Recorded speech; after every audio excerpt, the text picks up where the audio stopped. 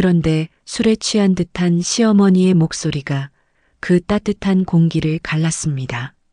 이 집안, 내가 처음부터 왜 사돈 맺었나 몰라. 화환도 초라하네. 아이고, 창피해서 원. 장례식장에 온 사람들은 시어머니의 그 태도를 보고 수군거리기 시작했습니다. 순간 얼굴이 화끈 달아올랐습니다. 어머니의 마지막 길에서마저 이런 수모를 당해야 한다니. 그때 우리 준호가 며느리랑 엮이지만 않았어도 훨씬 더 좋은 사람 만났을 텐데. 저는 수십 년 동안 인생을 살아오며 여러 어려움을 겪었지만 이렇게 분노가 치미는 건 처음이었어요. 안녕하세요. 저는 서울에 살고 있는 올해 52살이 된 박미정이라고 합니다. 새벽 6시. 저는 알람이 울리기도 전에 늘 눈을 뜹니다. 30년 넘게 이어온 습관이라 이제는 제 몸에 완전히 배어 있죠. 지금의 이야기를 꺼내기 전에 제 젊은 시절을 잠깐 들려드리려 합니다. 저의 고향은 부산입니다. 부모님은 부산에서 작은 분식집을 운영하시며 새벽부터 밤늦게까지 성실하게 사셨습니다. 미정아, 뒷바라지 못해줘서 미안하다. 형편이 좋았으면 너 대학까지 보내줬을 텐데. 그래도 공부 열심히 해서 우리보다 나은 삶 살아라. 기름 냄새 밴 앞치마를 두른 어머니의 모습이 지금도 눈에 선합니다. 형편 때문에 저는 일찍이 상업고등학교로 진학했습니다. 당시엔 주변 친구들 대부분이 상고를 선택했기에 그게 특별하다고 생각해 본 적은 없었죠. 다만 졸업 후 곧장 서울로 올라가 취직하기로 한 건 온전히 제 선택이었습니다. 부모님은 강하게 반대하셨어요. 여자애 혼자 위험하게 서울까지 가서 돈을 벌겠다고? 꼭 그래야 하니? 아버지의 한숨 섞인 말에도 저는 흔들리지 않았습니다. 서울에서 제대로 된 직장을 구하면 부산에 머무는 것보다 훨씬 나을 거라는 확신이 있었거든요. 노력한 결과인지 저는 서울에 있는 탄탄한 건설회사에서 사무직으로 일할 수 있게 되었습니다. 상고에서 배운 회계와 사무 업무가 굉장히 도움되었어요. 첫 직장이었기에 모든 것이 새롭고 설레었고 인정받고 싶어 매일 아침 8시에 출근해 밤 9시가 넘어 퇴근하곤 했습니다. 힘들었지만 행복했습니다. 제 힘으로 번 돈으로 월세방을 얻고 스스로의 삶을 만들어간다는 사실이 너무나 뿌듯했으니까요. 그렇게 열심히 살아가던 중 정확히는 제가 입사 2년 차가 되던 해 운명 같은 사람을 만났습니다. 최준호, 지금의 남편이죠. 그는 같은 회사 기획팀에서 일하는 대리였고 명문대를 나와 본사에서 엘리트 코스를 밟고 있었습니다. 그런데도 말단 사무직이던 저에게 늘 젠틀하고 매너 있게 대해줬습니다. 미정 씨, 오늘도 야근이네요. 정말 고생 많으세요. 그가 제 책상 옆을 지나가며 따뜻하게 건넨 한마디에 제 심장이 두근거렸습니다. 점심시간마다 같은 테이블에 앉아 이야기를 나누면서 우리는 자연스럽게 가까워졌습니다. 미정 씨는 고향이 경상도시죠? 어디세요? 말투에서 티나죠? 부산이요. 그는 환하게 웃으며 말했습니다. 아, 부산 바다 정말 좋죠. 그 미소와 자상함에 저도 모르게 마음이 이끌렸습니다. 그는 제가 상고 출신이라는 것도 분식집 딸이라는 것도 개의치 않는 것 같았죠. 아니, 당시에는 그렇게 믿었습니다. 저희는 그렇게 자연스럽게 만남을 이어갔고 교제한 지 정확히 1년이 되던 날 결혼을 결심했습니다. 남편은 참 따뜻하고 좋은 사람이었고 저는 당시에 남편의 모습을 믿었습니다. 진심이라고. 미정아, 나랑 결혼해줘. 평생 행복하게 해줄게. 그가 무릎을 꿇고 청혼 반지를 내밀던 날 그동안의 고생이 모두 잊힐 만큼 저는 세상에서 가장 행복한 사람이었습니다. 하지만 그 행복이 오래가진 않았습니다. 시련은 생각보다 훨씬 가까운 곳에서 조용히 다가오고 있었죠. 결정적인 날이 왔습니다. 첫 상견례. 남편의 어머니, 그러니까 지금의 시어머님을 처음 만나는 날이었어요. 저는 새 옷을 사입고 헤어샵에서 머리까지 곱게 했습니다. 부모님도 가장 좋은 옷을 차려입고 서울로 올라오셨죠. 식당에서 마주 앉은 순간 시어머니는 저를 위아래로 훑어보며 아주 작은 목소리로 아버님께 말했습니다. 우리 아들이 뭐가 부족해서 지방상고 출신의 분식집 딸을. 분명 속삭임이었지만 제 귀에는 또렷하게 들렸습니다. 혹시나 앉아 계시는 어머니, 아버지께서 듣고 상처받지는 않으셨을까 마음이 쓰였습니다. 저는 애써 침착하게 웃으며 인사를 건넸습니다. 안녕하세요. 어머님, 처음 뵙겠습니다. 저는 준호 오빠와 같은 회사에서 일하는 박미정입니다. 목소리가 살짝 떨렸지만 최대한 밝게 말했습니다. 시어머니는 비웃는 듯 입꼬리를 올렸습니다. 아 같은 회사라고 했나. 고졸이면 어떻게 업무를 보나. 뭐 단순한 일만 하는 거겠지. 남편의 얼굴이 굳었습니다. 당황스러움이 그대로 드러난 얼굴로 그는 서둘러 말을 이었습니다. 어머니, 미정이는 정말 일 잘해요. 회사에서도 인정받고 있고요. 그렇구나. 짧은 대답이었지만 그 안의 온도는 얼음처럼 차가웠습니다. 시어머니의 시선은 제 얼굴을 스치고 지나갔지만 거기엔 관심도 인정도 없었습니다. 마치 제 말을 들은 척도 하지 않은 채 속을 꿰뚫어 보는 듯한 냉정함만이 남아 있었죠. 시어머니는 듣지도 않으신 채 차가운 눈빛으로 저를 쳐다보시는 듯 했어요. 그때 어머니가 제 쪽을 바라보다 조용히 입을 열었습니다. 저희 딸 잘 부탁드립니다. 비록 준호에 비해 부족한 점이 있을지 몰라도 제 딸이라서가 아니라 정말 착하고 마음이 고운 아이입니다. 그 목소리에는 간절함과 애정이 고스란히 묻어났습니다. 아버지도 힘겹게 말을 보탰습니다. 이렇게 저희 딸을 사랑해주는 준호 군이라면 분명 행복하게 잘 살겠죠. 하지만 시어머니의 표정은 변하지 않았어요. 뭐 이미 정해진 일이니까. 자식일 맘대로 되진 않더군요. 집으로 돌아오는 길 옆자리에 앉은 어머니가 조용히 흐느끼고 계셨습니다. 미정아, 너 정말 이 결혼 괜찮겠니? 시어머니 될 분이 만만치 않아 보여. 저는 억지 미소를 지으며 말했습니다. 괜찮아요. 어머니 시간이 지나면 분명 좋아지실 거예요. 그때의 저는 참 순진했습니다. 하지만 그날 이후로도 시어머니의 차가운 시선은 한 번도 풀리지 않았습니다. 마치 저를 며느리로 인정하지 않으면서도 남편 때문인지 어쩔 수 없이 결혼을 허락한 듯 했죠. 학벌이 좋아, 집안이 좋아. 그렇다고 부모님 생활이 넉넉하기라도 해. 뭐 하나 맘에 드는 게 없어. 결혼 후 첫날 밤 준호는 미안하다는 말을 연신했습니다. 미정아, 정말 미안해.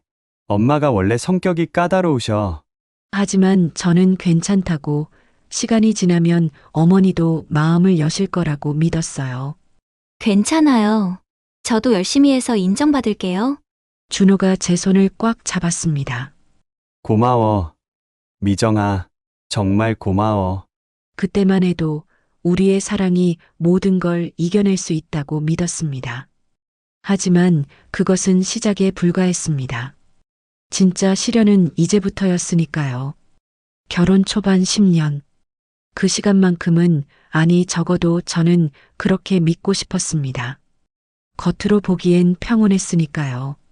남편은 회사에서 능력을 인정받아 승진을 거듭했고, 저는 아이를 출산한 뒤 자연스럽게 회사를 그만뒀습니다.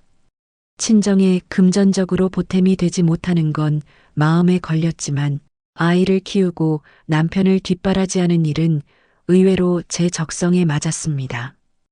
아이들이 하루가 다르게 자라는 모습을 지켜보고 남편의 사랑을 받으며 지내는 일상이 주는 안정감이 있었거든요.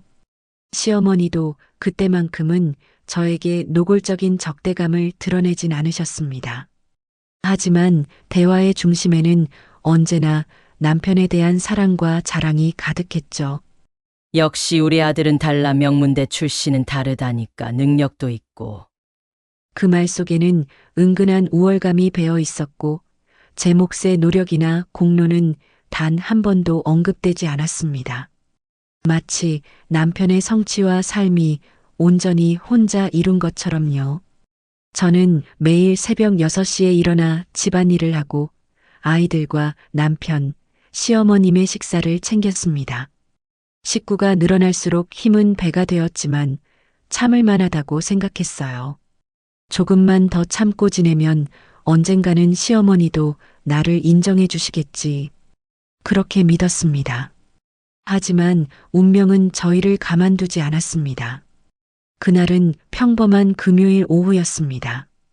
주방에서 저녁 준비를 하고 있는데 현관문이 열리더니 남편이 창백한 얼굴로 들어왔습니다.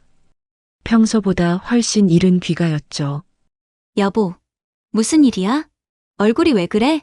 저는 앞치마를 벗으며 다가갔습니다. 남편은 대답 대신 소파에 털썩 주저앉았습니다. 회사가 부도났어.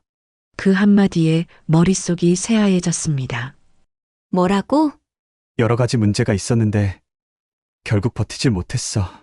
남편의 목소리가 떨리고 있었습니다. 퇴직금이라도 받으면 다행이야. 그 순간 방에서 시어머니가 나오셨습니다. 뭔 소리야? 부도라니. 남편은 고개를 떨군 채 힘없이 중얼거렸습니다. 어머니, 이게 무슨 일이야? 시어머니의 목소리가 집안을 울렸어요. 그날 이후 우리 집은 지옥이 됐습니다. 남편은 새로운 직장을 구하려 했지만 40이 넘는 나이에 부도난 회사 출신이라는 꼬리표는 큰 벽이었습니다. 더 큰 문제는 그 다음이었습니다. 남편이 퇴직금을 종잣돈 삼아 시작한 한 번만 성공하면 된다는 투자. 이번만 성공하면 우리 가족 고생 없이 살 수 있어. 하지만 결과는 참담했습니다. 투자는 모조리 실패했고 퇴직금도 대부분 날아갔습니다. 그 무렵부터 시어머니의 태도는 완전히 변했습니다. 저녁 식사 자리, 차가운 목소리로 제게 말했죠. 내가 복이 없어서 우리 아들이 이렇게 된 거야. 제가 뭘 잘못했나요? 제가 조심스럽게 물었어요. 시어머니의 대답은 냉혹했습니다. 수준도 안 맞는 분식집 딸이랑 결혼하면서 우리 집 운이 기울었어. 그 순간 제 가슴 위에 커다란 돌덩이가 내려앉는 듯 했습니다. 구박하는 시어머니, 어깨가 축 처져 아무것도 하려 하지 않는 남편, 그리고 아이들 육아까지. 세상이 온통 저 하나에게만 기댄 채 모든 걸 떠맡기고 있는 기분이었죠. 여보, 괜찮아. 다시 시작하면 돼. 말은 그렇게 했지만 제 마음은 이미 무너져가고 있었습니다. 더 견디기 힘든 건 시어머니의 출신 비하였습니다. 상고 출신이 뭘 안다고 저렇게 아는 척이야. 고졸은 고졸이야. 아무리 일 잘해도 한계가 있는 거지. 정성껏 차린 밥상에 대해서도 가차 없었습니다. 부산 사람들은 음식이 다 짜다더니 음식 솜씨가 영 엉망이야. 왜 이렇게 행동이 느려? 매일같이 그런 말을 들으며 살아야 했습니다. 남편은 실직 후 점점 말수가 줄었고 새로운 직장을 찾으려 했지만 경기 침체 속에 문은 쉽게 열리지 않았습니다. 결국 그 스트레스는 제게로 향했습니다. 당신도 좀 이해해줘. 엄마도 불안하시니까 그런 거야. 내가 뭘 어떻게 이해해요? 이렇게 매일 눈치 보면서 어떻게 살아요? 그래도 엄마잖아. 그럼 어떡해. 그 목소리에는 더 이상 따뜻함이 없었습니다. 결혼 초반에 다정했던 남편은 어디에도 없었죠. 저는 시어머니의 무시와 냉대, 남편의 책임 회피를 양쪽 어깨에 짊어진 채 살아가고 있었습니다. 그렇게 10년이 더 흘렀습니다. 어느 날 밤 집안일을 마치고 부엌으로 돌아온 저를 시어머니가 기다리고 있었습니다.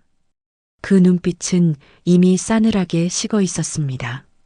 너는 도대체 집안이 좋길 하니, 돈이 많길 하니, 우리한테 도움이 되는 게 뭐가 있니? 저는 가방을 내려놓으며 깊은 한숨을 내쉬었습니다. 우리 준호가 이렇게 된 건 다 내 탓이야.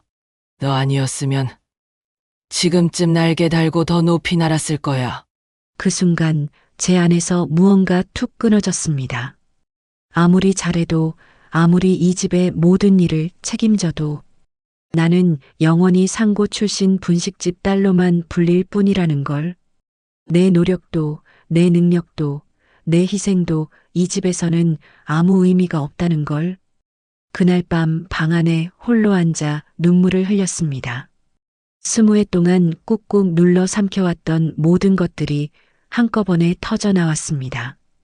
하지만 그것마저 끝이 아니었습니다. 더 큰 시련이 조용히 문 앞까지 다가와 있었으니까요. 어느 날 오후 집안일을 하고 있는데 휴대폰이 울렸습니다. 발신자는 친정이었어요. 전화를 받는 순간 어머니의 목소리가 평소와 달랐습니다. 미정아. 네. 어머니 무슨 일이세요? 목소리 끝에 이상한 떨림이 묻어 있었습니다. 엄마가 병원에 갔는데 몸이 좀 안 좋은 것 같아.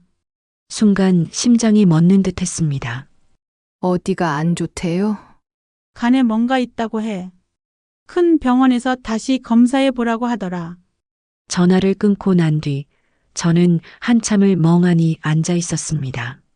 며칠 후 동생 현우에게서 전화가 왔습니다. 누나, 엄마 검사 결과 나왔어. 목소리가 떨렸습니다. 뭐래? 간암이래. 그것도 말기래. 머릿속이 하얘졌습니다. 간암 말기. 그 단어가 계속 귓가를 맴돌았습니다. 급히 부산으로 내려갔습니다. 그동안 자주 찾아뵙지 못해서일까요? 오랜만에 뵌 어머니는 눈에 띄게 야위어 있었습니다. 미정아 보고 싶었어. 어머니가 제 손을 꼭 잡으셨습니다. 의사는 수술 방법도 있다고 했지만 어머니는 고개를 저으셨습니다. 수술해봤자 살아있는 시간을 조금 늘릴 뿐이래. 결국 시한부라더라. 돈도 돈이고 엄마는 더는 고생하고 싶지 않아. 어머니 몇 달이라도 더 살아야죠. 수술부터 받아요. 저는 울먹이며 매달렸습니다. 하지만 어머니는 조용히 미소 지으셨습니다. 미정아, 엄마는 이제 많이 살았어. 마지막 길은 즐겁게 가고 싶어. 수술하면 또 병원에서 보내는 날만 길어지잖니. 그 순간 어머니의 손이 서서히 차갑게 식어가는 것만 같았습니다. 서울로 돌아와 어머니의 병 소식을 전했을 때 시어머니의 반응은 걱정이 아니라 조롱이었습니다. 참, 너는 팔자도 기구하다. 가진 것도 없고, 이제 건강까지 잃으면 참 부모복도 없지. 그 말이 제 가슴을 날카롭게 파고들었습니다. 딸은 제 엄마 팔자 닮는다던데. 너도 건강관리 잘해라. 우리 아들이랑 손주들 고생하는 꼴. 나는 보기 싫다. 저를 향한 그 비웃음 어린 말들이 너무나 원망스러웠습니다. 하지만 남편은 화내기는커녕 무심했습니다. 여보, 집안일은 계속 이렇게 둘 거야? 부산을 잡고 내려가면 어떡해? 엄마가 얼마 안 남으셨다는데 내가 어떻게 가만히 있어? 그래도 살림은 누가 해? 저는 마지막 시간을 어머니 곁에서 함께하고 싶었지만 남편과 시어머니는 허락하지 않았습니다. 서울집에서 설거지를 하면서도 청소를 하면서도 온통 어머니 생각뿐이었습니다. 주말이 되어야 겨우 부산에 내려갈 수 있었지만 그때마다 시댁의 눈치를 보아야 했습니다. 또 부산 가. 집안일은 언제 하니? 쟤는 늘 친정이 우선이야. 우리 집은 안중에도 없네. 그렇게 저는 불효녀가 되었습니다. 결국 어머니의 마지막 순간들을 곁에서 지켜드리지 못했습니다. 새벽 3시 동생 현우의 전화를 받고 급히 부산으로 내려갔을 때 어머니는 이미 차갑게 식어 계셨습니다. 누나 엄마가 마지막에 누나 이야기만 하셨어. 부모 잘못 만나서 고생했다고, 미안하다고 하셨어. 현우가 눈물을 흘리며 말하는데 제 심장이 찢어지는 것 같았습니다. 어머니의 생전 부탁으로 분식집 유품을 정리하다가 저는 믿을 수 없는 것을 발견했습니다. 낡은 서랍 깊숙이 감춰진 서류 봉투. 그 안에는 집과 상가 건물의 등기 권리증이 들어 있었습니다. 이게 뭐야? 숨이 멎는 듯한 순간이었습니다. 어머니는 평생 작은 분식집을 운영하시면서도 알뜰히 모아 부동산을 사두셨던 겁니다. 그리고 변호사를 통해 준비해 두신 유언장까지 있었습니다. 짧지만 단호한 글씨체. 미정이와 현우에게 모든 재산은 절반씩 물려준다. 미정아, 엄마가 평생 모은 거다. 너가 힘들 때 꼭 도움이 됐으면 좋겠어. 그 의미는 너무나 컸습니다. 현우가 떨리는 목소리로 말했습니다. 누나, 이거 진짜야. 상가 건물까지 엄마 명의네. 이거 엄청난 금액이야. 저는 서류를 붙잡은 채 눈물이 흘러내렸습니다. 어머니는 시댁에서 제가 분식집 딸이라 무시당하는 걸 알고 계셨습니다. 그래서 끝까지 조용히 모으고 숨기고 준비하셨던 거였습니다. 저를 지켜주기 위해 제가 무너지지 않도록 진짜 힘이 될 무기를 남겨주신 겁니다. 그날 밤 어머니의 영정 앞에서 저는 속으로 다짐했습니다. 어머니 감사해요. 저 더 이상 참지만은 않을게요. 그리고 그날이었습니다. 제가 굳은 결심을 하게 된 날은 바로 어머니의 장례식장에 시어머니가 찾아오신 날이었습니다. 평소 시어머니의 태도를 봐서 오시지 않을 수도 있다고 생각했지만 시어머니는 억지로 체면치레라도 하듯 모습을 드러내셨습니다. 그 얼굴에는 짜증이 가득했고 남편은 자꾸만 시계를 보며 불편한 기색을 감추지 못했습니다. 어머니, 멀리까지 와주셔서 감사합니다. 저는 최대한 예의를 지켜 인사드렸습니다. 하지만 시어머니의 대답은 차가웠습니다. 뭐, 와야지, 체면사. 순간 가슴이 답답하게 조여왔습니다. 조문객들이 하나둘 장례식장에 들어섰습니다. 분식집 단골 손님들, 동네 주민들, 미정이 어머니 참 좋은 분이셨는데. 손맛이 그리 좋으셨는데 이제 누가 해주나. 따뜻한 그리움이 가득한 말들이 오갔습니다. 그런데 술에 취한 듯한 시어머니의 목소리가 그 따뜻한 공기를 갈랐습니다. 이 집안, 내가 처음부터 왜 사돈 맺었나 몰라. 주변 사람들이 순간 고개를 돌려 쳐다봤습니다. 화환도 초라하네. 아이고, 창피해서 원. 장례식장에 온 사람들은 시어머니의 그 태도를 보고 수군거리기 시작했습니다. 순간 얼굴이 화끈 달아올랐습니다. 어머니의 마지막 길에서마저 이런 수모를 당해야 한다니. 어머니의 영정 앞에서도 시어머니의 독설은 멈추지 않았습니다. 그때 우리 준호가 며느리랑 엮이지만 않았어도 훨씬 더 좋은 사람 만났을 텐데. 저는 수십 년 동안 인생을 살아오며 여러 어려움을 겪었지만 이렇게 분노가 치미는 건 처음이었어요. 그 순간 저는 더는 참을 수 없었습니다. 어머니, 이러실 거면 가주시는 게 좋겠습니다. 술을 왜 이렇게 많이 드셨어요?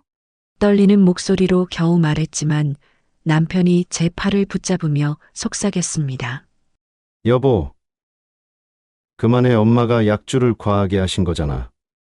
남편은 사람들의 시선만을 신경 쓰고 있었습니다. 엄마의 마지막 길에서까지 이렇게 하셔야 속이 풀리세요? 제 목소리는 떨렸고 눈가에는 눈물이 고였습니다. 하지만 남편은 제 손목을 꽉 잡으며 중얼거렸습니다. 엄마가 저러는 거 하루 이틀 아니잖아. 시어머니가 코웃음을 치며 말했습니다. 역시 배운 게 없으니 예의도 모르네. 내가 너를 받아준 걸 감사히 여겨야지. 주변 조문객들이 수군거리며 저희를 쳐다봤습니다. 아니, 장례식장에서 이게 무슨 일이래. 저는 얼굴이 불타는 것 같았습니다. 상주실로 돌아와서도 시어머니의 독설은 이어졌습니다. 보잘것없는 너를 받아준 우리 가문에 평생 감사해야 해. 남편이 옆에서 한마디 거들었습니다. 그래도 죽은 사람 욕은 하지 마요. 엄마, 그러자 시어머니는 오히려 목소리를 높였습니다. 욕이 아니라 사실을 말하는 거지. 내 잘난 아들 데려갔으면 그 값은 해야지. 저는 주먹을 꽉 쥐었습니다. 그날 밤 홀로 상주실에서 어머니의 영정을 바라보며 30년간 쌓여온 모욕과 상처가 한꺼번에 떠올랐습니다. 상견례에서 시작된 무시와 조롱, 남편 회사 부도 이후 더 깊어진 차별과 비하, 그리고 오늘 어머니의 마지막 순간마저 짓밟힌 굴욕. 어머니가 남겨주신 등기권리증을 꺼내보았어요. 그 순간 깨달았어요. 더 이상 먹고 살 걱정에 남편과의 이혼을 망설일 필요도, 자식들 시집장가 보낼 때까지만 참고 버틸 이유도 없다는 것을요. 작은 종이 한 장이 제 인생을 송두리째 바꿀 수 있었습니다. 어머니, 저 이제는 더 이상 참지 않을게요. 저는 영정 앞에 고개를 숙이고 속삭였습니다. 어머니께서 제가 혼자 설 수 있도록 길을 열어주셨으니까요. 그러나 시어머니의 태도는 술 때문만은 아니었습니다. 발인식 날에도 그녀는 여전히 불편한 기색을 감추지 않았습니다. 준호야, 너 이제 나랑 같이 올라가면 되지 않니? 자식이 이렇게 많은데 사위까지 뭐하러 끝까지 남아있냐? 우리 준호가 사위 되어준 것만으로도 영광이지 뭐. 옆에 있던 현우가 분노로 눈빛을 번뜩였지만 저는 고개를 저었습니다. 조금만 더 참자. 곧 모든 게 끝날 거야. 어머니를 화장터에서 떠나보내고 납골당에 모시는 그 순간까지 시어머니는 모욕을 이어갔습니다. 하필 이런 부산 총구석 납골당이라니. 끝까지 구질구질하구나. 그 말에 저는 속으로 맹세했습니다. 어머니를 모독한 대가 반드시 치르게 할 거야. 서울로 돌아오는 차 안에서도 그녀는 멈추지 않았습니다. 이제 친정 뒷바라지는 다 끝났으니 앞으로는 집안일이나 챙겨. 남편은 말없이 고개를 끄덕였고, 그래, 당신도 어서 마음 추스려라는 한마디만 남겼습니다. 저는 아무 대답도 하지 않았습니다. 다만 가방 속에 고이 넣어둔 등기권리증을 손끝으로 꼭 쥐었을 뿐입니다. 집에 도착해 짐을 정리하며 저는 결심했습니다. 30년간 눌려왔던 모든 것을 이제 정리할 때가 왔습니다. 어머니가 끝까지 지켜주신 제 존엄을 이제는 제가 되찾을 차례였습니다. 그날 밤 저는 처음으로 깊은 숨을 내쉴 수 있었습니다. 더 이상 참을 이유도 무시당할 이유도 없었습니다.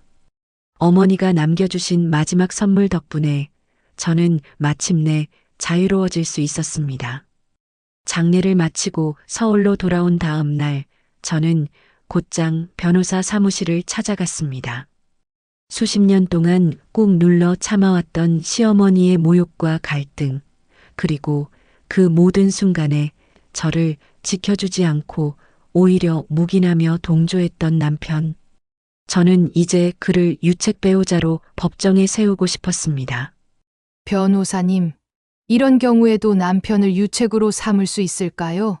제 목소리는 떨렸지만 눈빛만은 단호했습니다. 저는 가방 속에서 두꺼운 파일을 꺼내 놓았습니다. 그 안에는 지난 세월 시어머니가 쏟아낸 수많은 폭언과 모욕이 빼곡히 기록되어 있었습니다. 그리고 그 순간마다 방관하거나 고개를 끄덕이며 동조했던 남편의 말투와 태도까지 저는 하나도 빠짐없이 메모해 두었습니다. 이건 제 삶을 지켜낸 기록이에요. 이제 이걸 제 무기로 삼고 싶습니다. 변호사는 제 손에서 받아든 서류들을 한 장 한 장 꼼꼼히 살펴보았습니다. 잠시 후 고개를 끄덕이며 입을 열었죠. 이 정도면 충분합니다. 이혼 소송 진행해 볼 만합니다. 순간 제 가슴이 쿵쿵 뛰기 시작했습니다.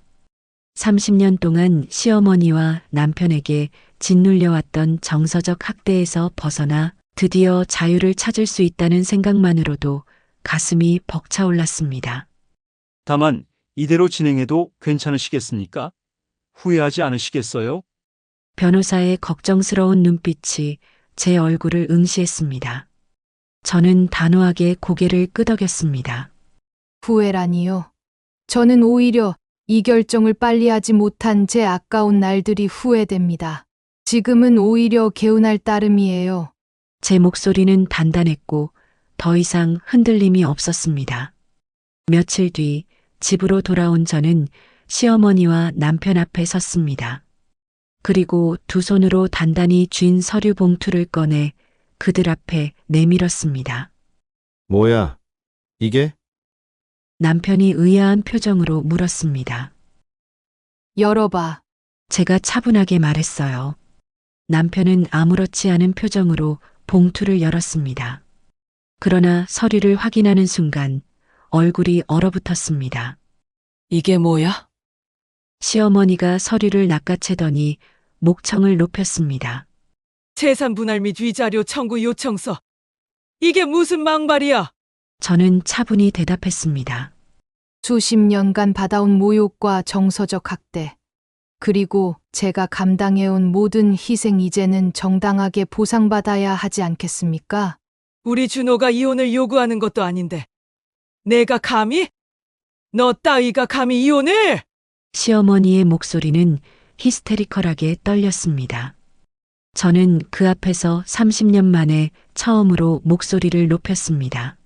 그토록 원하시던 명문대 며느리, 지금이라도 얻어서 호강하시면서 살아보세요. 저는 이제 그 자리를 비워드리겠습니다. 남편은 손을 떨며 물었습니다. 당신 정말이야? 진짜 이게?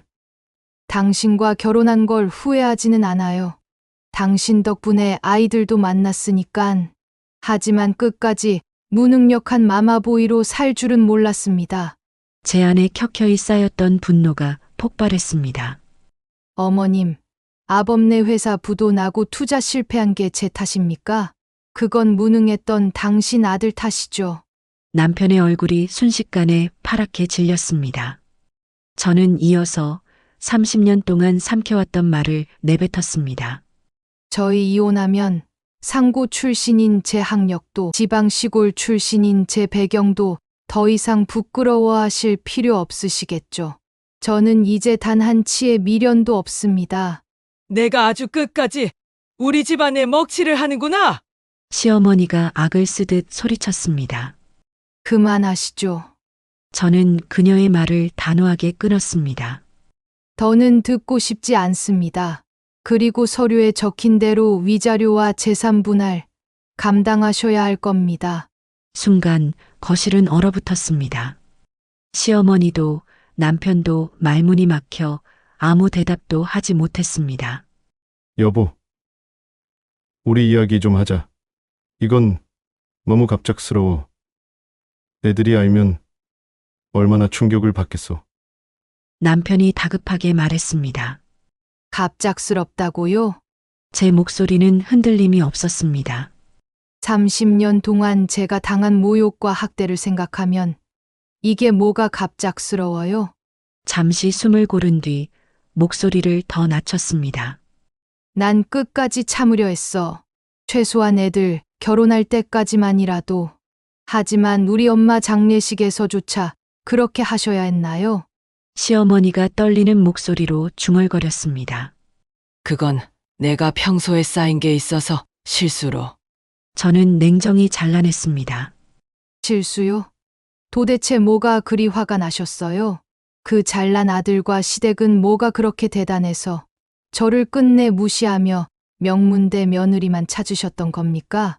지금 가진 것도 고작 전세집 하나뿐이면서. 내 안에서 쌓인 분노가 폭발했습니다. 이제 끝이에요. 정말 끝입니다. 남편이 무릎을 꿇었습니다. 여보, 우리 분가에서 살면 되잖아. 다시 시작하자. 제가 비웃듯 고개를 저었습니다. 분가? 내가 수십 년간 그렇게 말할 땐 들은 척도 안 하더니 이제 와서 효자 타이틀은 지키느라 아내는 버린 당신. 기회는 이미 충분했어. 저는 차갑게 말하고는 짐을 챙겼습니다. 마지막까지도 시어머니는 중얼거렸습니다. 이 배은망덕한 것 받아준 건 생각도 안 하고 하지만 저는 더 이상 듣지 않았습니다. 그 길로 저는 부산으로 내려갔습니다. 어머니가 머물던 집, 햇볕 잘 드는 거실 창가에 영정을 모셨습니다. 엄마, 내가 시집 잘못 들어가서 엄마 마음고생 참 많으셨지. 그곳에서는 부디 편히 지내세요. 눈물이 뜨겁게 흘러내렸습니다. 상고 출신이라는 제 학력도 분식집 딸이라는 제 출신도 이제는 부끄러워하지 않을게요. 창밖으로 봄 햇살이 환하게 비쳤습니다. 그 빛을 받은 어머니 사진 속 미소가 더욱 밝게 빛났습니다. 진정한 해방이란 이런 것이겠지요. 30년의 침묵을 깨고 드디어 제 삶의 주인이 된 지금 저는 자유로웠습니다. 정말로 완전히 자유로워졌습니다. 긴 이야기 들어주셔서 감사합니다. 30년 동안 참아왔던 굴레를 벗고 저는 드디어 제 삶을 되찾았습니다. 여러분이라면 어떠셨을까요? 끝없이 참고 견디는 게 맞았을까요? 아니면 저처럼 끊어내는 게 맞았을까요? 저의 선택에 대해, 그리고 여러분의 생각에 대해 댓글로 나눠주시면 저도 큰 힘이 될 것 같습니다. 오늘도 우리들의 이야기방에 함께 해주셔서 고맙습니다.